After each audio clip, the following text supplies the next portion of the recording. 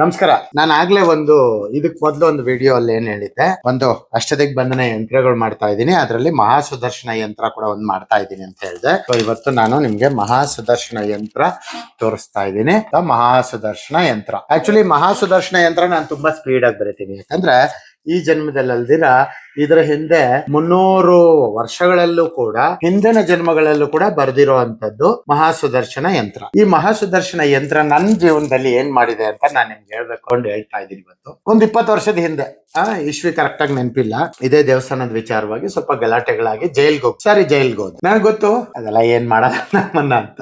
ಆಯ್ತಾ, ಹೋದ್ಮೇಲೆ 1 ದಿನ ಆಯ್ತು, 2 ದಿನ ಆಯ್ತು, 3 ದಿನ ಆಯ್ತು, ಸ್ವಲ್ಪ ಮನೆ ಕಡೆ ಆಲೋಚನೆ ಬಿತ್ತು. ಏನ್ ಮಾಡಿದೆ, ಒಂದು ಪೇಪರ್, ಒಂದು ಪೆನ್ ಈಸ್ಕೊಂಡು, ಅವರು ತುಂಬಾ ಜೈಲಲ್ಲಿರೋರೆಲ್ಲ ಅಯ್ಯೋ ಅಮರ್ನಾಥ್ ಗುರುಜಿ ಬಂದ್ಬಿಟ್ರು, ಸ್ವಲ್ಪ ಲೋಕಲ್ ಜನಗಳಿಗೆಲ್ಲ ತುಂಬಾ ಒಂಥರ ಅಲ್ಲೊಂದು ಹೊಸ ನೋಡಿ, ನಾವು ಅಂತರ್ಯಾಮಿ ಒಳಗಡೆ ಇರುವಂತವ್ರು, ಈ ಹೊರಗಡೆ ಪ್ರಪಂಚಕ್ಕೆ ನಮಗೂ ತುಂಬಾ ಕಡಿಮೆ ಸಂಬಂಧ. ತುಂಬಾ ಜನ ಏನ್ ಮಾಡ್ತಾರೆ, ದೇವಸ್ಥಾನಗಳಿಗೆ ಹೋಗಿ ಅಲ್ಲಿ ಹೋಗಿ ಆ ಪೂಜೆಗಳು ಈ ಪೂಜೆಗಳು ಅದು ಇದು ಅಂತ ಮಾಡ್ತಾ ಇರ್ತಾರೆ. ಹೊರಗಿನ ಪ್ರಪಂಚದ ಬಗ್ಗೆ ತುಂಬಾ ಇಷ್ಟ ಇರುತ್ತೆ. ಆಯ್ತಾ, ಆದ್ರೆ ನಮಗೆ ಒಳಗಡೆ ಹೊಟ್ಟೋಗ್ತೀವಿ. ನಾವು ಕಣ್ ಮುಚ್ಚಿದೀವಿ ಅಂದ್ರೆ ಈ ಪ್ರಪಂಚ ಮರ್ತೋಗ್ಬಿಟ್ಟು ಒಳಗಡೆ ಹೋಗ್ಬಿಡ್ತೀವಿ. ಅದು ಜೈಲಲ್ಲಿ ಇದೀವಾ, ರೈಲಲ್ಲಿ ಇದೀವಾ, ಅಥವಾ ಬಸ್ಸಲ್ಲಿ ಇದೀವಾ, ಕಾರಲ್ಲಿ ಇದೀವಾ, ಫ್ಲೈಟ್ ಅಲ್ಲಿ ಇದೀವಾ, ಅದರ ಒಂದು ಅನುಭವ ಕೂಡ ಆಗೋದಿಲ್ಲ. ಯಾಕಂದ್ರೆ ಕಣ್ ಮುಚ್ಚಿದ್ರೆ ನಮ್ಮ ಪ್ರಯಾಣ ಬೇರೆ ಲೆವೆಲ್ ಅಲ್ಲಿ ಇರುತ್ತೆ. ಒಳಕ್ಕೆ ಎಲ್ಲೆಲ್ಲ ಹೊರಟೋಗ್ಬಿಡ್ತೀವಿ ಬಿಡಿ. ಒಂದು ಕಾಮಾಖ್ಯ ದೇವಿ ಹತ್ರ ಕೂತ್ಕೊಂಡಾಗ ಯಾವ ರೀತಿ ಒಂದು ಪ್ರಯಾಣ ಇರುತ್ತೆ ಅಂತ ನಾನು ಇನ್ನೊಂದು ವಿಡಿಯೋ ಅಲ್ಲಿ ಹೇಳ್ತೀನಿ. ಹಂಗೆ ಒಂದ್ಸರಿ ಜೈಲ್ಗೆ ಹೋಗಿ ಅಲ್ಲೊಂದು ಸ್ವಲ್ಪ ದಿನ, 1-2 ದಿನ 3 ದಿನ ಆದ್ಮೇಲೆ ಒಂದು ಆಲೋಚನೆ ಬರುತ್ತೆ, ಹೌದು ನಾನು ಜೈಲಲ್ಲಿ ಇದ್ದೀನಿ, ನಾನು ಇವಾಗ ಹೊರಗಡೆ ಹೋಗ್ಬೇಕಲ್ವಾ. ಸರಿ, ಒಂದ್ಸರಿ ಚೆಕಪ್ ಮಾಡಿದೆ, ಎಷ್ಟು ದಿನ ಇದೆ ಇದು ಅಂತ. ಚೆಕಪ್ ಮಾಡಿದ್ರೆ ಇನ್ನೂ ಒಂದು ತಿಂಗಳು 1.5 ತಿಂಗಳವರೆಗೂ ಇದೆ. ಯಾಕಂದ್ರೆ ಆಪೋಸಿಟ್ ಅವರು ಆ ಲೆಕ್ಕಾಚಾರಕ್ಕೆ ಮಾಡಿರ್ತಾರೆ. ದೇವಸ್ಥಾನದ ಗಲಾಟೆ ಗೊತ್ತಲ್ವಾ, ಊರಲ್ಲಿ ಏನೇನಾಗುತ್ತೆ ಅಂತ, ಕ್ಯಾಸ್ಟಿಸಮ್ ಅಂತ ಬರುತ್ತೆ, ಮತ್ತೆ ಇನ್ನು ಏನೇನೋ ಬರುತ್ತೆ ಅಲ್ವಾ. ಅಕ್ಕಪಕ್ಕ ಊರೊಳಗಡೆ ದೇವಸ್ಥಾನ ಮಾಡ್ತೀವಿ, ಎಲ್ಲಿಂದ ನಾವು ಬಂದು ಒಂದು ಅಗೋರಿ ತಾಂತ್ರಿಕ ದೇವಸ್ಥಾನ ಮಾಡ್ತಾರೆ ಅಂದ್ರೆ ಖಂಡಿತ ಒಂದು ಸಣ್ಣ ಭಯ ಇರುತ್ತೆ ಮನುಷ್ಯನ್ಗೆ. ಆ ಭಯ ಇವತ್ತಿಗೂ ಆ ಭಯ ಇದೆ. ಇರ್ಲಿ, ಆದ್ರೂ ನಾವು ಸೂಪರ್ ಆಗಿದ್ದೀವಿ, ಅದ್ ಬೇರೆ ಪ್ರಶ್ನೆ. ಕೊನೆಗೆ 10 ದಿನ ಆಗತ್ತೆ, ಆದ್ರೂ ರಿಲೀಸ್ ಅನ್ನೋ ಮಾತೇ ಇಲ್ಲ.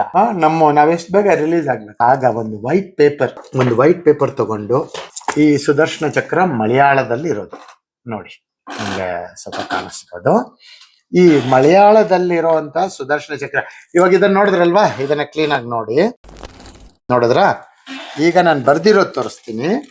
ಬರೀ ಒಂದು 10-15 ನಿಮಿಷದೊಳಗಡೆ ಬರ್ದ್ಬಿಟ್ಟೆ.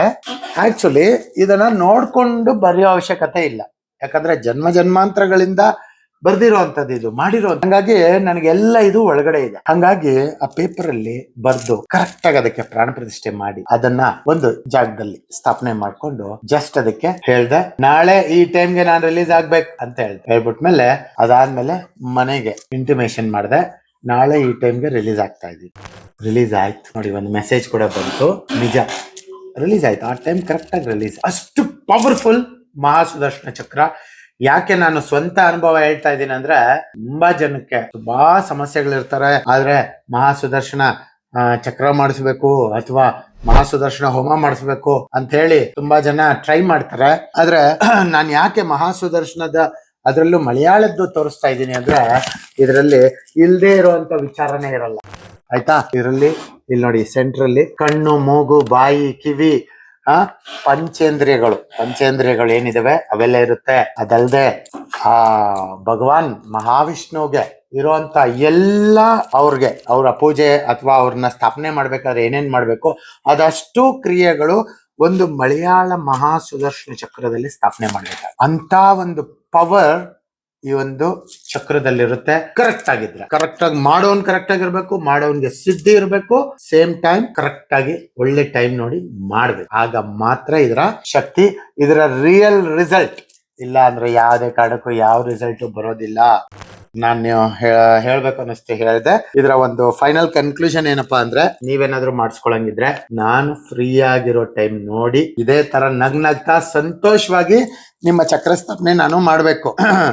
ಓಕೆ, ಎಲ್ಲ ಮಾಡಿದೀನಿ. ಆಯ್ತಾ, ಇನ್ನೊಂದ್ಸರಿ ನೋಡಿ, ನೀವ್ ಹತ್ರ ಮಾತಾಡ್ದ ಏನಾದ್ರು ಮಿಸ್ ಆಯ್ತಾ ಅಂತ ಒಂದ್ಸರಿ ರೀಕನ್ಫರ್ಮೇಶನ್.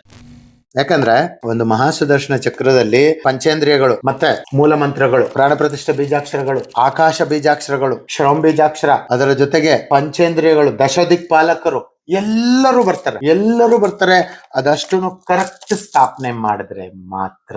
ಅದ್ರಲ್ಲೂ ಗಜಿಬಿಜಿ ಆಗಿರುತ್ತೆ ನೋಡಿ, ನೋಡಿದ್ರೆ ಏನಪ್ಪ ಜಾಗನೇ ಇಲ್ಲ, ಎಲ್ಲೂ ಜಾಗನೇ ಇಲ್ಲ, ಏನ್ ಇದ್ ಮಾಡೋದು ಅಂತ. ಆ ರೀತಿ ಫುಲ್ ಹೊಟ್ಟೆ ತುಂಬಾ ಊಟ ಹಾಕ್ಬೇಕು ಅದಕ್ಕೆ, ಇಲ್ಲಾಂದ್ರೆ ಕೆಲಸ ಮಾಡೋದಿಲ್ಲ, ರಿವರ್ಸ್ ಮಾಡ್ಬಿಡುತ್ತೆ. ಯಾರು ಮಾಡಿರ್ತಾರೆ ಅವ್ರಿಗೆ, ಯಾರು ಮಾಡಿಸ್ಕೊಡಿದ್ರೆ ಅವ್ರಿಗೂ ರಿವರ್ಸ್ ಆಗ್ಬಿಡುತ್ತೆ. ಯಾಕಂದ್ರೆ ಸರಿಯಾಗಿ ಮಾಡಿಲ್ಲ ಅಂದ್ರೆ ಇವಾಗ ನಾವು ಒಂದು ದೊಡ್ಡ ಪೊಲೀಸ್ ಆಫೀಸರ್ಗೋ ಅಥವಾ ಒಂದು ಕಮಿಷನರ್ಗೋ ಅಥವಾ ಒಂದು ಪ್ರೆಸಿಡೆಂಟ್ಗೋ ಪ್ರೈಮ್ ಮಿನಿಸ್ಟರ್ಗೋ ನಮಸ್ಕಾರ ಮಾಡಕ್ ಹೋಗಿದ್ದೀವಿ ಅಲ್ವಾ. ಹೋಗ್ಬಿಟ್ಟು ನೀವು ಕರೆಕ್ಟ್ ಆಗಿ ಅವ್ರಿಗೆ ಮಾಡುವಂತ ಮರ್ಯಾದೆ ಕರೆಕ್ಟ್ ಆಗಿ ಮಾಡದೇ ಇದ್ರೆ ಅವ್ರಿಗೆ ಏನ್ ಬರುತ್ತೆ? ಕೋಪ ಬರುತ್ತೆ. ಕೋಪ ಬಂದ್ರೆ ಏನಾಗತ್ತೆ?